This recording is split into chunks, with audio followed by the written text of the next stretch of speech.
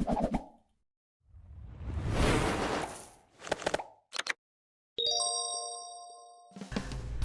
pemirsa, kembali lagi bersama saya Dr. Karno Wibowo atau biasa dipanggil Dr. Ari, dan bersama saya ada Om Irwan, sahabat saya yang sudah cukup lama berkecimpung di bidang permusikan ya Om ya. Ya.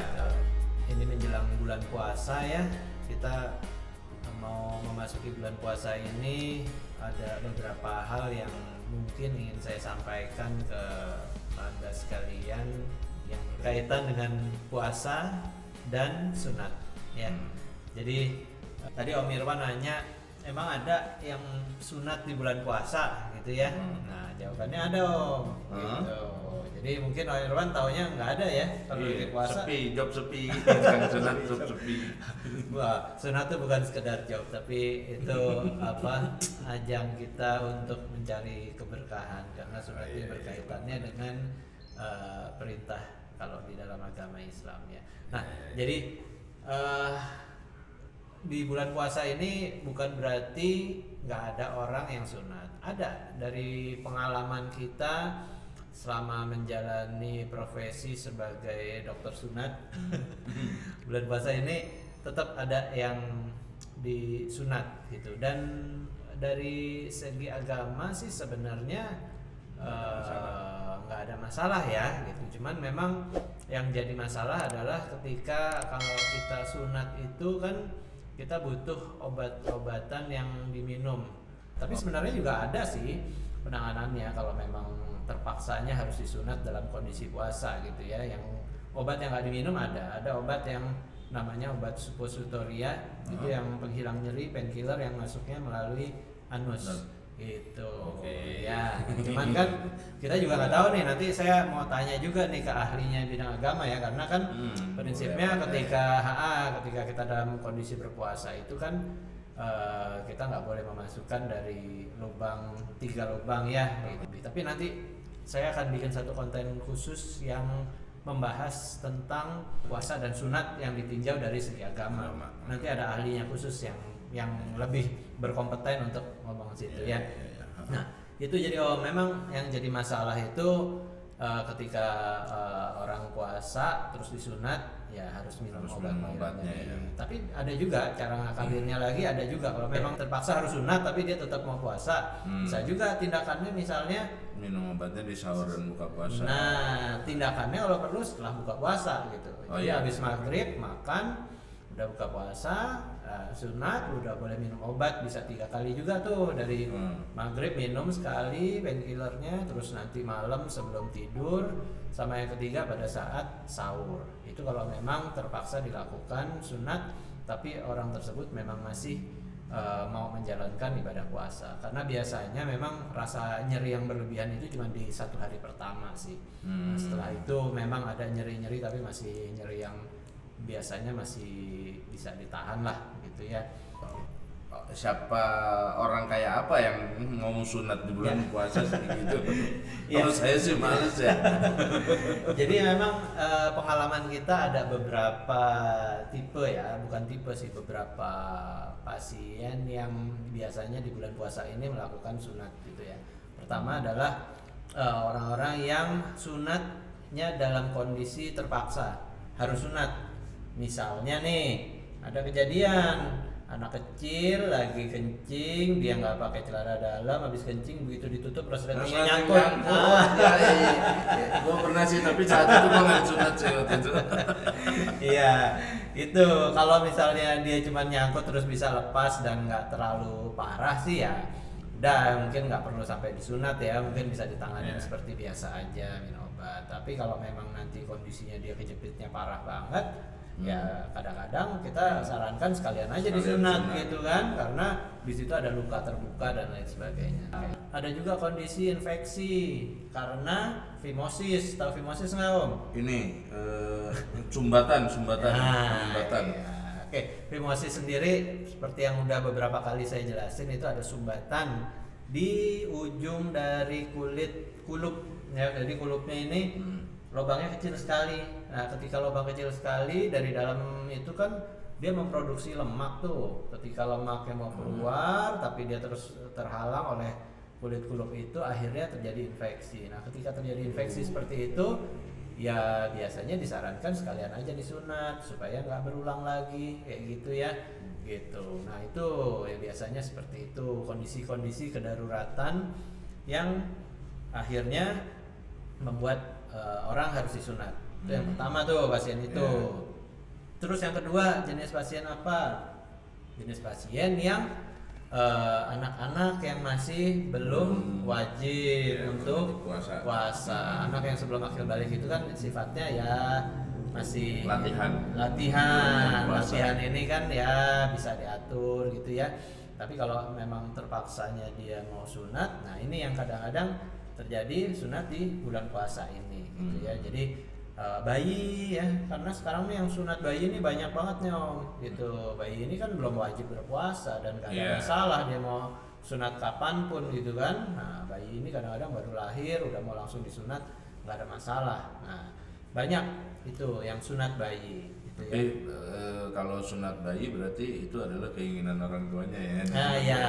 Biasanya kan kalau sunat itu adalah keinginan orangnya sendiri. Jadi gitu. sunat kan memang ada dua jenis ya, atas keinginan anak, ada atas keinginan orang tua. Biasanya kalau anak yang udah ngerti apa bergaul, temennya habis disunat tiba-tiba pulang dia minta disunat. Latah ya. Dan anak-anak yang latah dan minta disunat itu kalau saran saya sih sebaiknya secepatnya aja disunat. Karena kenapa? Itu momen iya. Kadang nyuruh anak sunat itu kan susah nih. Nah, ketika si anak ini minta, ya udah secepatnya aja daripada dia nanti suatu saat ditahan, dilarang, terus suatu saat dia minta sunat, momennya udah hilang nih. Akhirnya si anak ini susah lagi. Ya. Nanti gitu lah. Ya, biasanya gitu. Nah, itu yang kedua. Jadi memang anak-anak yang belum diwajibkan untuk berpuasa. Nah, yang ketiga adalah sunat bagi orang-orang yang di luar dari agama Islam gitu ya. Nah, ini udah meningkat juga nih kesadaran orang akan kesehatan ya Om.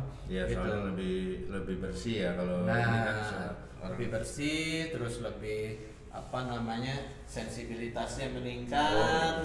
Itu yang bikin orang sekarang pada disunat gitu. Karena yang saya pelajarin dari pertama kali dulu saya pertama-tama nyunat itu ada peningkatan persentase yang signifikan ya. Kalau dulu sekitar 5-10% pasien saya yang di luar dari muslim gitu ya, tapi ternyata sekarang sampai 30-35%. Jauh gitu. Dan mereka ini memang sunatnya atas dasar untuk kebersihan gitu ya. Dan mereka nggak masalah nih mau sunatnya di bulan puasa atau apa, malah biasanya sih mereka jadi merasa lebih nyaman gitu. Karena kalau di hari-hari biasa atau di musim liburan itu kan bareng dengan sunat anak-anak nih.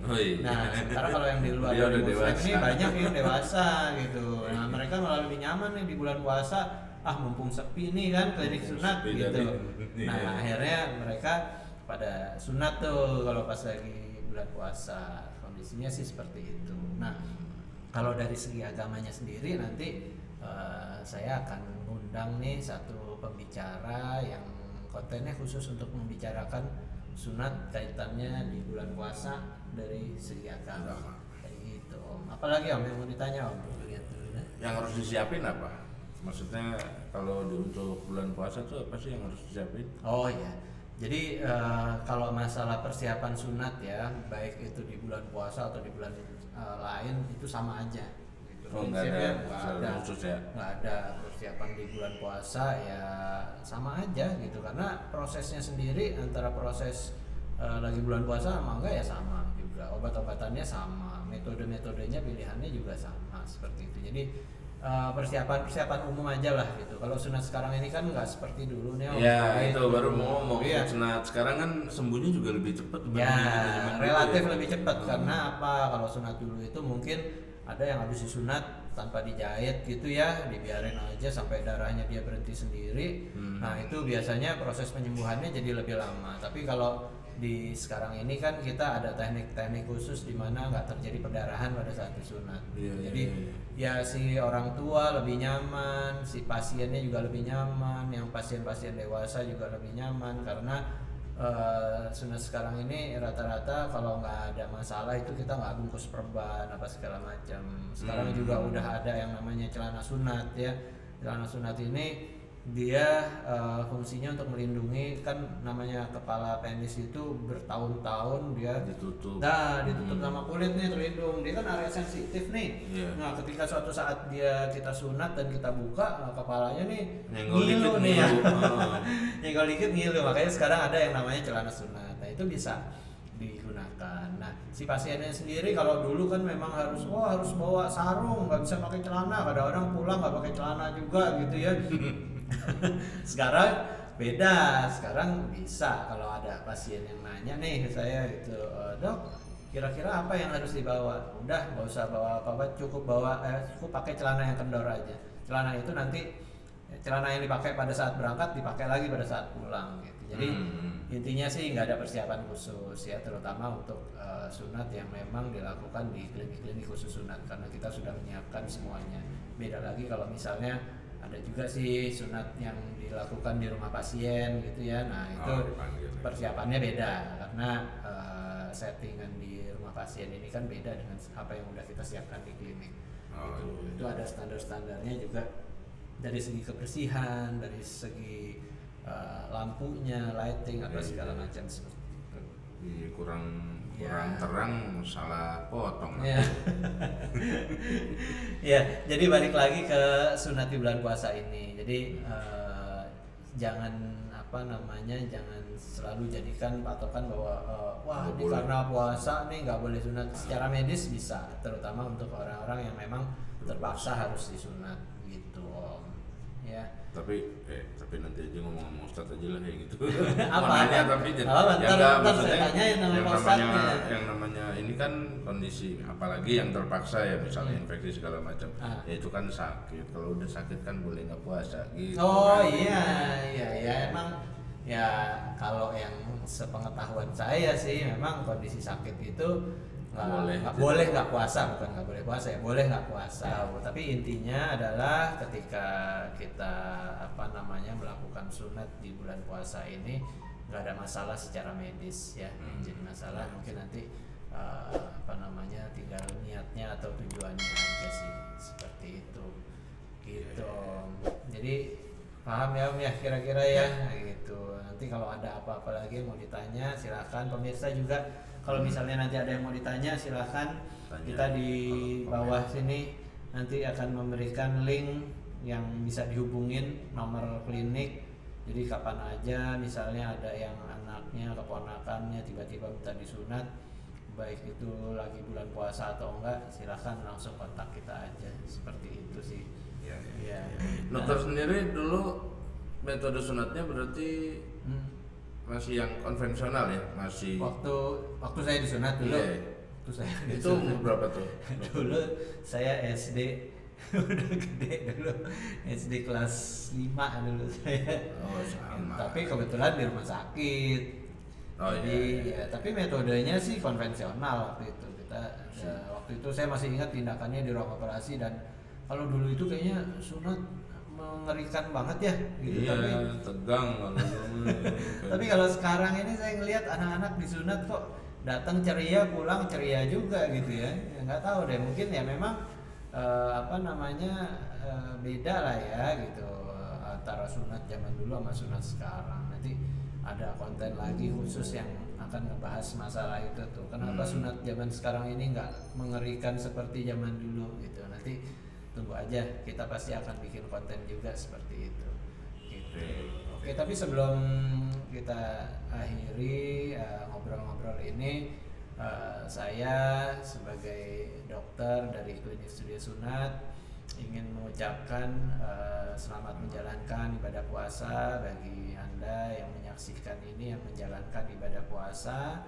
Semoga ibadah dapat berjalan lancar, dapat puasa penuh ya Om ya, puasa sampai ketemu Lebaran, dan alhamdulillah kita juga masih diberikan kesehatan dan bisa bertemu dengan bulan puasa tahun ini. Mudah-mudahan Anda sekalian juga semuanya dalam kondisi sehat, dalam kondisi optimal untuk menjalankan aktivitas sehari-hari, dan jangan jadikan pandemi sekarang ini nih sebagai sebagai hambatan dalam menjalankan kewajiban-kewajiban kita, terutama kewajiban di bulan puasa ini, bulan Ramadan. Ini bulan Ramadan kedua ya tahun ini ya, pandemi kedua di pandemi ini gitu. Jadi ya kita jalani aja, kita syukuri aja apa yang masih diberikan oleh Allah, seperti itu ya Nirwan ya. Siap. Oke, jadi sekian aja untuk ngobrol-ngobrol kali ini. Kita ketemu lagi di konten selanjutnya. Oke pemirsa, assalamualaikum warahmatullahi wabarakatuh.